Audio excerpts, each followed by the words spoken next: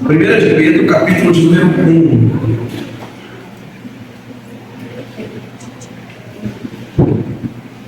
Queria falar aqui, hoje de sepulcro. As mulheres foram até o sepulcro, acharam o sepulcro vazio.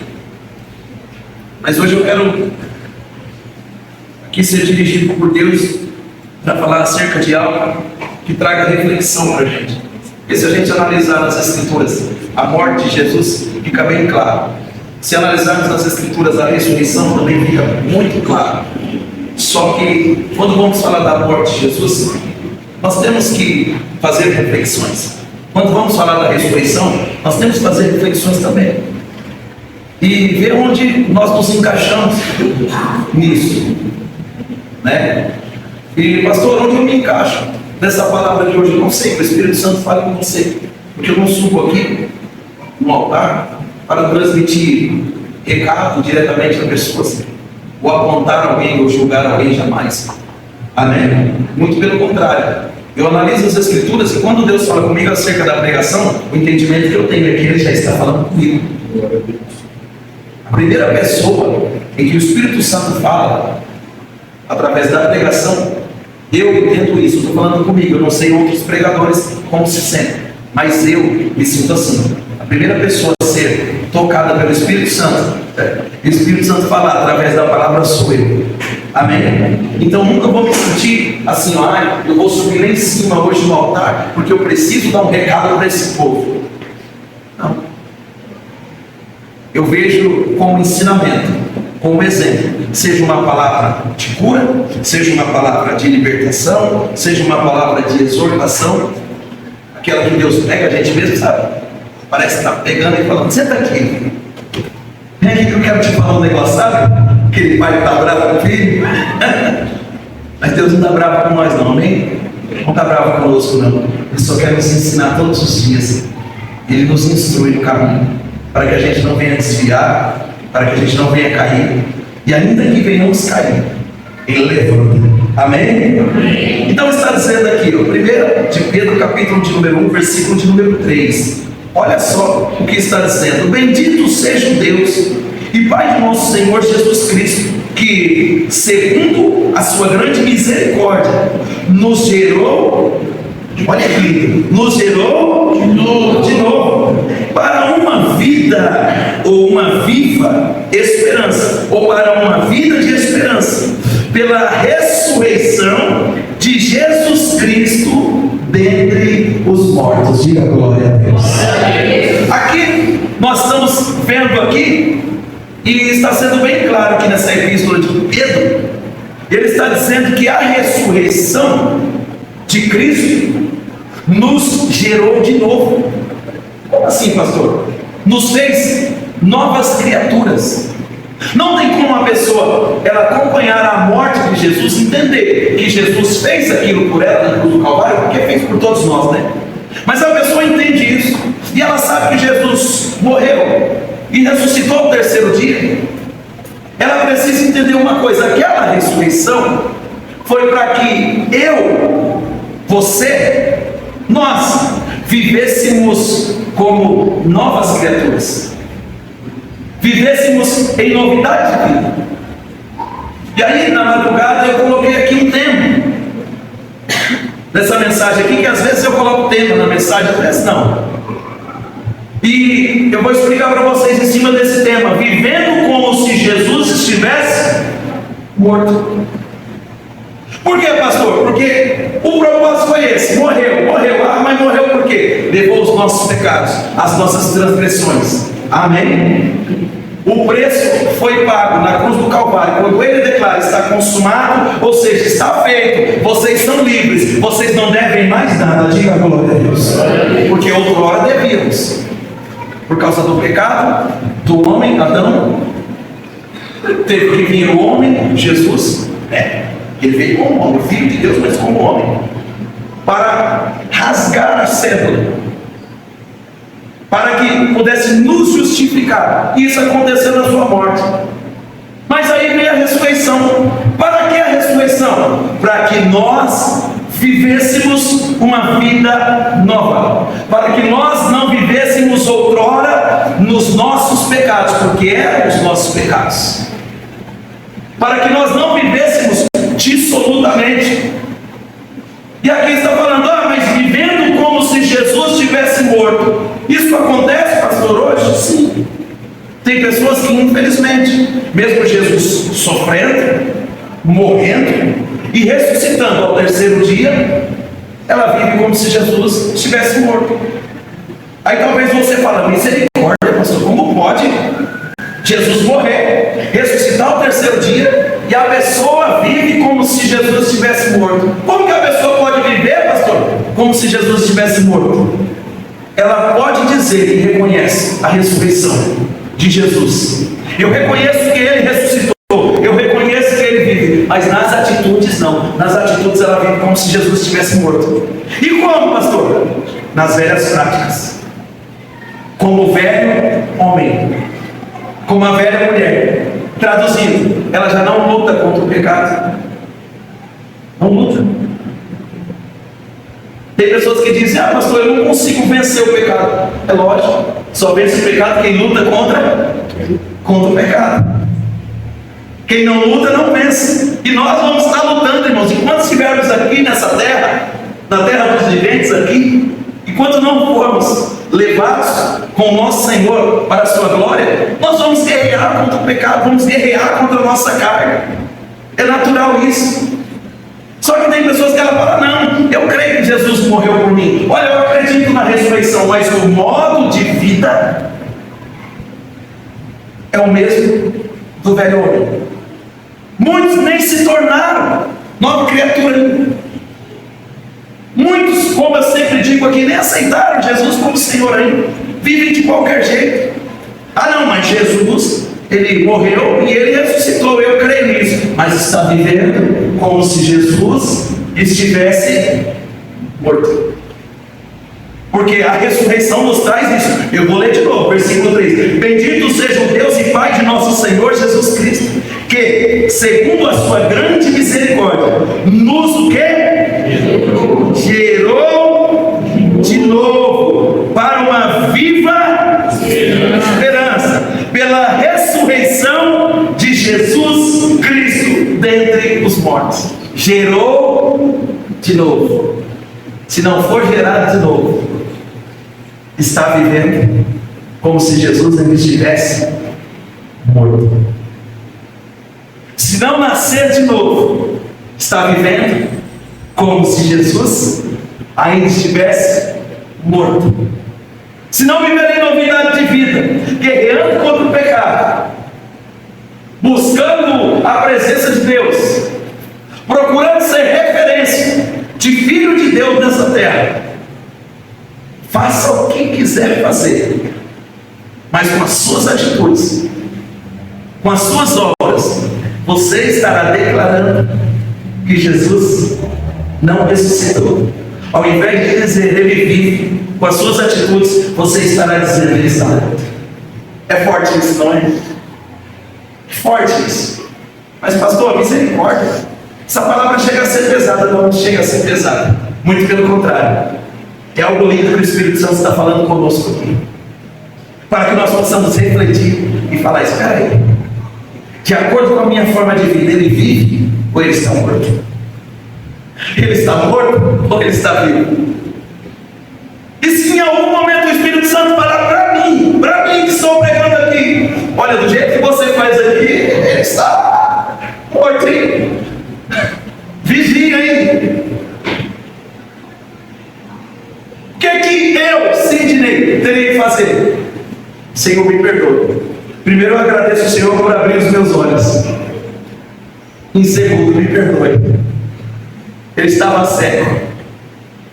Eu achava que entendia o que era a morte do Senhor Jesus na cruz do Calvário. E eu achava que entendia o que era a ressurreição de Jesus no terceiro dia. Diga glória a Deus. Às vezes nós achamos que estamos agradando a Deus, e numa palavra como essa o Espírito Santo mostrou aqui, falou, aqui, ó, tá vendo? Essa sua atitude aqui é como se Ele estivesse morto. Essa sua forma de vida É como se ele estivesse morto. Por quê? Porque não vive como nova pessoa. Eu falei um dia na igreja, e é verdade, irmãos. Quando eu comecei a vir à igreja, eu tive uma dificuldade muito grande. Porque eu era muito ligado às minhas amizades lá fora. E falei, meu Deus, e agora? Porque a cada dia que eu ouvia a palavra de Deus, Deus me tirava de certos costumes, amém? E me tirando de certos costumes, é automático. Me tirando de certos costumes, ele me desligava de certas convivências, mas nem amizade, porque Deus não quer isso. Deus não quer que você vire o rosto para ninguém, amém? Quem quer isso é o Satanás. Pessoa que vira crente, ela passa pelos amigos, passa pelas pessoas que ela convivia no mundão, e ela vira a cara, não é Deus, viu? Eu falo com propriedade isso. É Satanás. Aí porque eu bebia, agora eu não bebo mais. Aí os irmãos estão lá no bar, em vez dele passar, ir lá dar um abraço em cada um, e depois ir embora para casa. Nossa, e vira o outro. Isso não é Deus não, isso é Satanás, isso é demônio. Mas a convivência é Deus, tá? Deus vai te tirar da convivência.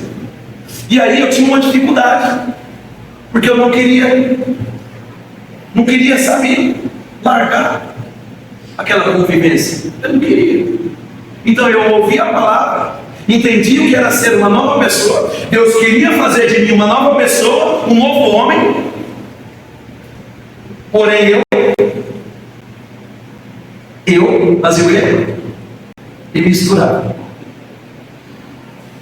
Logo, eu vou, mas não vou praticar mentira. Eu vou estar ali, mas não vou fazer mentira. Daqui a pouco estava fazendo. Até eu entender o que era isso. Espera aí, é novo homem. E aí, o que eu ouvia dos meus colegas e ficava feliz. Sabe o que eu ouvia dos meus colegas e ficava feliz? Nossa, é muito gente boa, né? Você vê, ele foi na igreja e não mudou nada. Continua sendo a mesma pessoa. Aí eu fazia, tá vendo aí? Eu vou na igreja, eu estou dando bom exemplo para os meus amigos. Estou dando bom exemplo para os meus colegas. Olha o que eles falam de mim, que eu fui para a igreja, mas mesmo estando na igreja, eu não mudei nada. Aí um dia Deus falou para mim, sabe? Nítido. Ô cara pálido, você está lá ouvindo a minha palavra para quê? Não é para mudar? Você está feliz eles falando isso?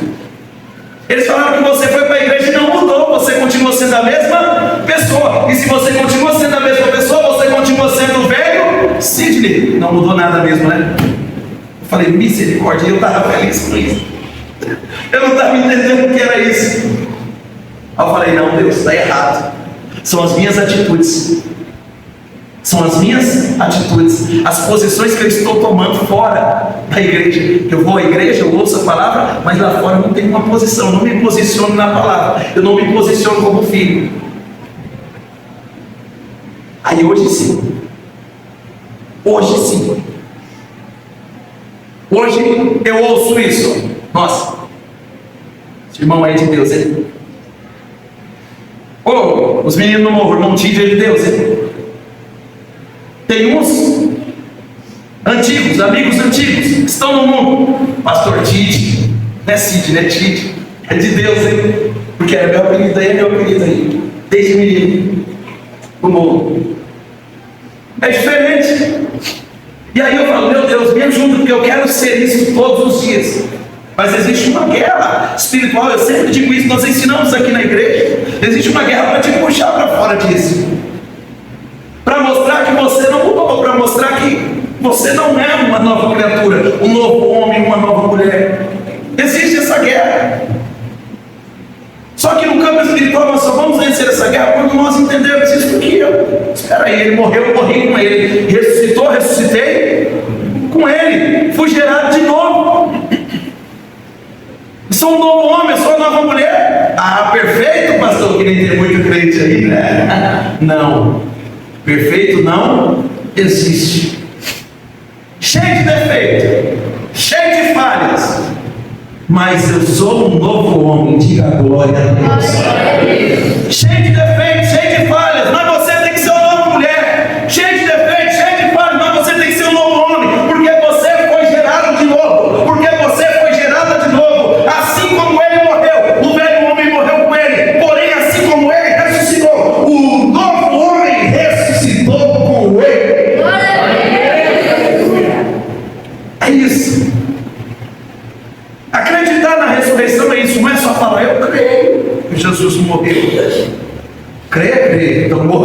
velho homem. Eu creio que Jesus ressuscitou. Então ressuscite com ele o novo, senão não adianta.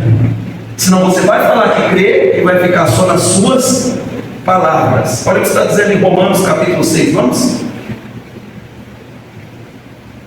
Volta um pouquinho aí. Às vezes a pessoa fala, pastor, muita responsabilidade para mim. Não é não, porque quem faz é Deus, amém? Quem faz é Deus. Quando você vê a pessoa forçando muito para mostrar ser o que ela não é, vai dar problema. Agora, quando você vê a pessoa mostrando quem ela é, Deus, eu sou sujo, eu sou falho, eu sou pecador, eu preciso da tua presença, me direciona, me ajuda. Você pode ver que gradativamente aquela pessoa vai mudar, gradativamente. Estava falando para os meninos, acho que esse dia no monte. Estava falando para vocês.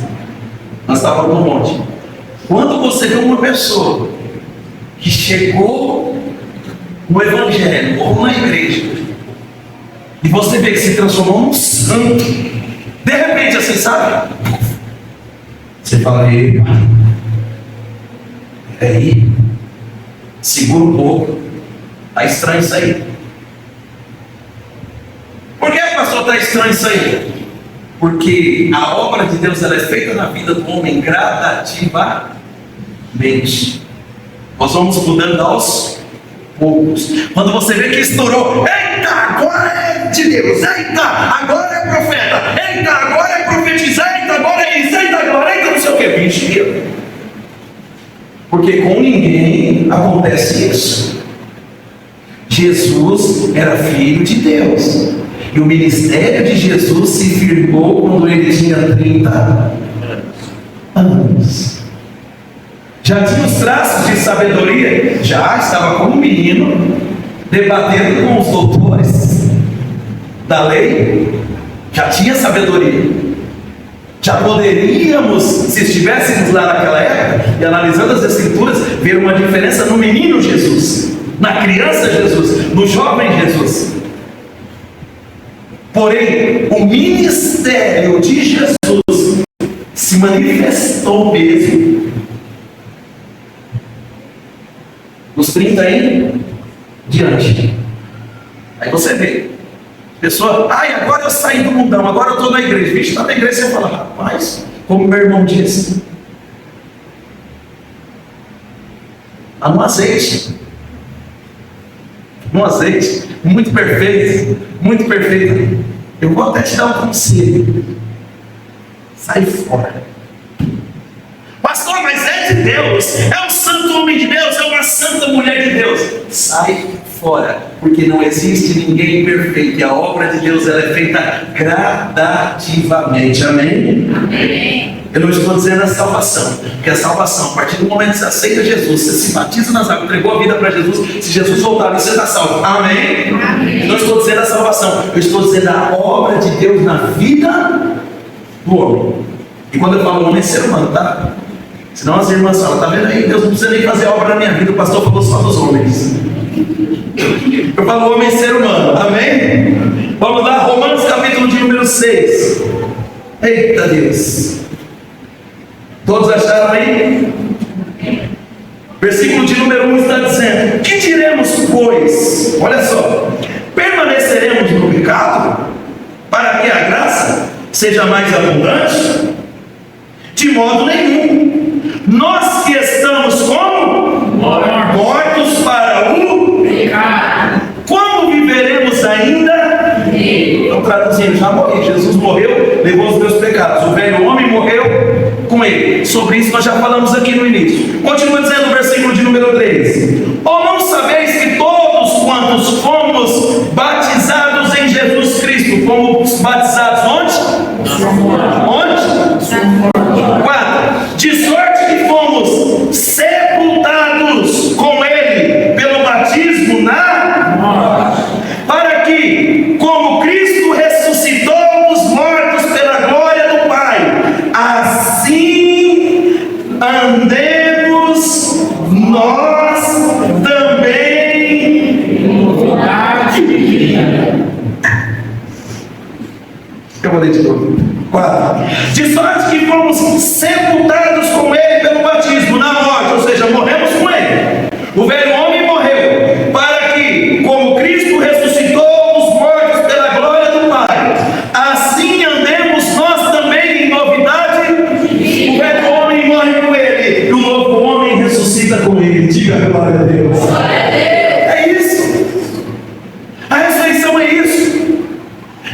entendermos isso.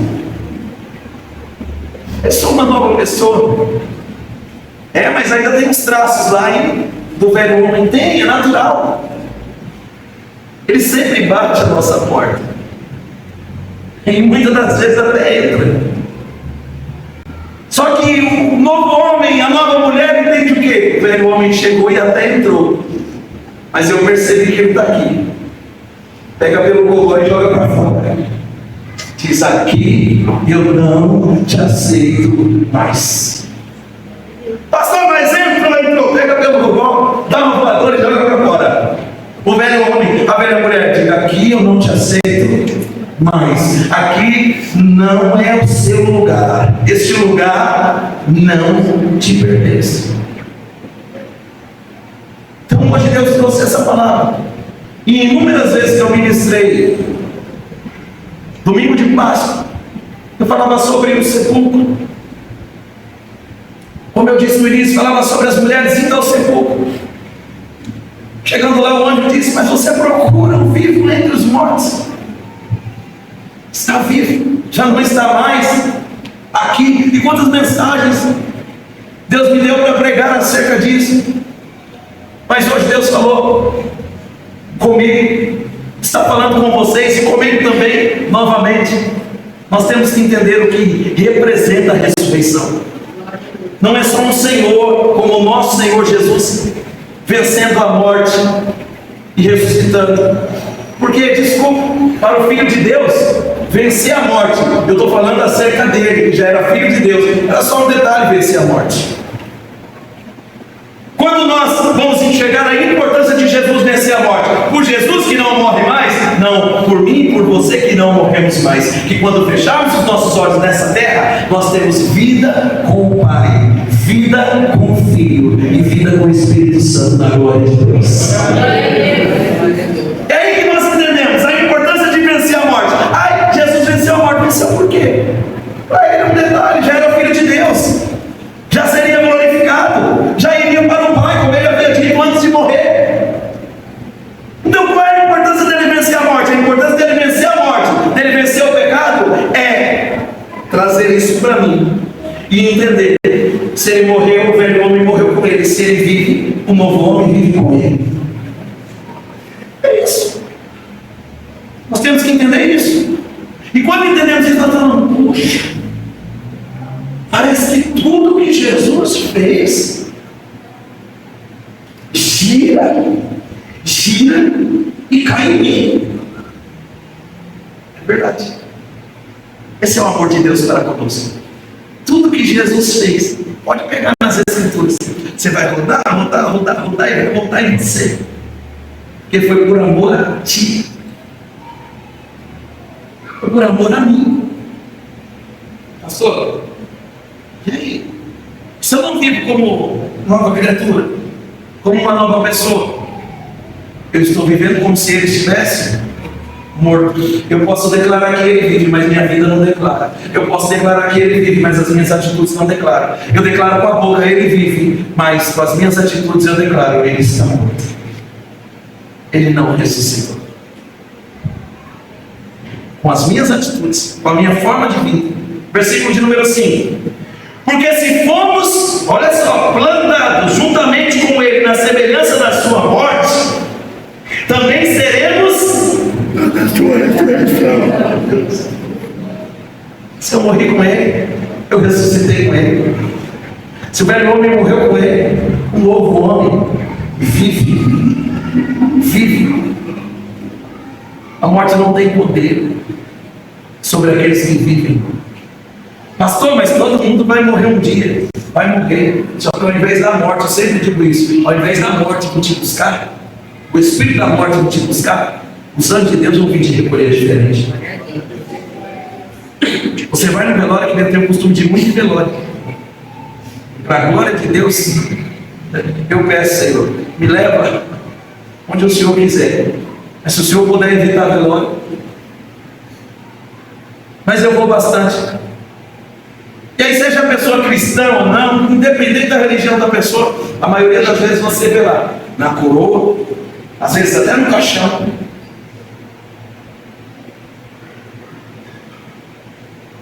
Aquele que crê em mim, ainda que esteja morto, viverá.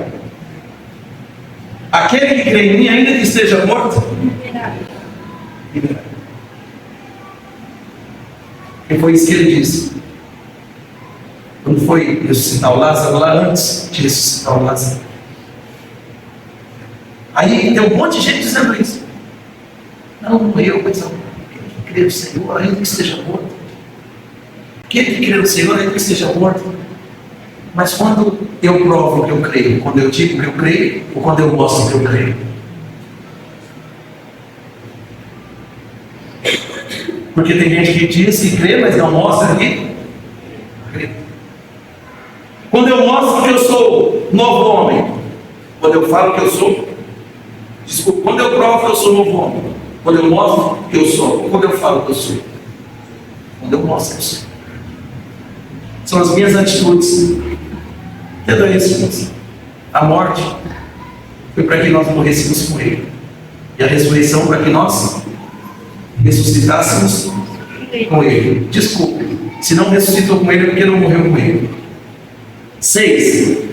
Sabendo isso, que o nosso velho homem foi com Ele crucificado, para que o corpo do pecado seja desfeito, a fim de que não sirvamos mais ao pecado, porque aquele que está morto está justificado do pecado. Morri com ele, estou justificado do pecado. Olha o que diz o 8. Ora, se já morremos com Cristo, cremos que também com Ele, se eu já morri com Ele, eu já ressuscitei com Ele. Está dizendo o 9. Sabendo que havendo Cristo ressuscitado dos mortos, já não morre.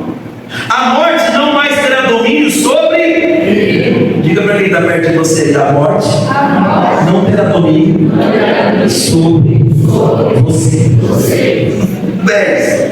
Pois quanto a ter morrido, de uma vez morreu para o pecado, mas quanto a viver, vive para Deus. O novo homem vive para quem? A nova criatura vive para quem? Jesus morreu e vive para quem? Para Deus. O velho homem morreu e o novo homem vive para quem? Para Deus. Você vive para Deus? Pastor, o que é viver para Deus? É estar na igreja toda hora. Eu vou na igreja mais que o pastor. Ixi. É isso. É ler a Bíblia toda de capa a capa. Aí depois acabou, ler de novo, capa a capa. Aí depois acabou de novo, ler de novo, capa a capa. Isso é muito bom. Ler a Bíblia capa a capa é muito bom. Se você puder ler. E depois que você ler, leia de novo. Se você puder ler até o final da sua vida a Bíblia toda, pode ler. Mas ler a Bíblia toda também não vai mudar nada se você não vive para Deus. Você não vive para Deus. É sério. Analisa, eu conheço pessoas na terra que tenho contato com pessoas que ela vive para trabalhar. E muitas das vezes ela fala isso. Eu vivo para trabalhar. Não vive para Deus. Tem como falar que é uma criatura? Não é. Eu vivo para Deus. Eu vou usufruir de tudo que Deus me der condições de usufruir nessa terra. Amém? Amém. Se for trabalho, trabalho. Se for bens materiais, bens materiais. Família, eu não vou nem falar, né, irmãos? Porque depois de Deus é a família. Não tem conversa, eu sempre digo isso aí. Não tem negociação. É Deus e a família. Se você perdeu o foco disso aí, você já está, desculpe a palavra aqui, tá? Já está desviado e nem sabe. Porque às vezes a pessoa diz assim: o desviado é aquele que era de Jesus e agora está lá no mundão, quebrando tudo. Não. Tem muita gente desviada dentro da igreja. Fala que é de Jesus, mas não valoriza a família. Você não é de Jesus, desculpe. Ou você é de Jesus, está perdido, precisa se reencontrar. Porque é Deus e a família. O novo homem, quando eu falo novo homem, nova criatura, entende isso? Se não entender isso, não é nova criatura aí. Desculpe. Então, eu vivo para Deus, se eu morri com Jesus. Ressuscitei com Ele. Mas Jesus vive para quem? para Deus. 8. De novo. Ora, se já morremos com Cristo, cremos que também com Ele. 9. Sabendo que havendo Cristo ressuscitado dos mortos, já não morre. A morte não mais terá domínio sobre nem sobre nós. 10. Pois quanto a ter morrido, de uma vez morreu para o pecado. Mas quanto a viver, vive para Ele. 11. Assim também vós considerai-vos como mortos para o pecado, mas vivos para Ele. Em Cristo Jesus, nosso Senhor. Diga glória a Deus. Foi para isso que Ele morreu, levando os meus pecados, os seus pecados, os nossos pecados. Como eu falei na sexta-feira, foi uma bênção. Que palavra abençoada.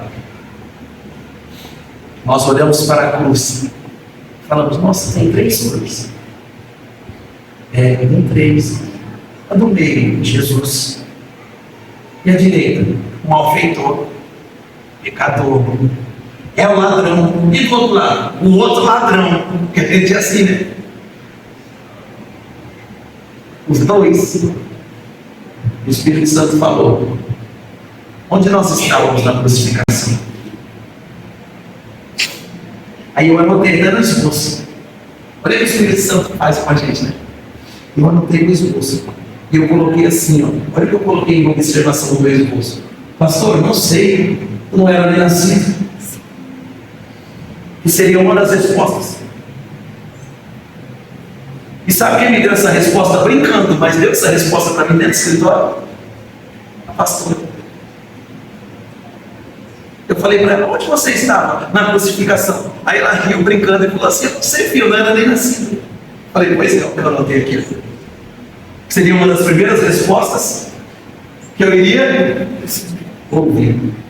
Eu falei: sabe onde você estava? No mesmo lugar que eu. Ela falou: onde? Eu falei: lá.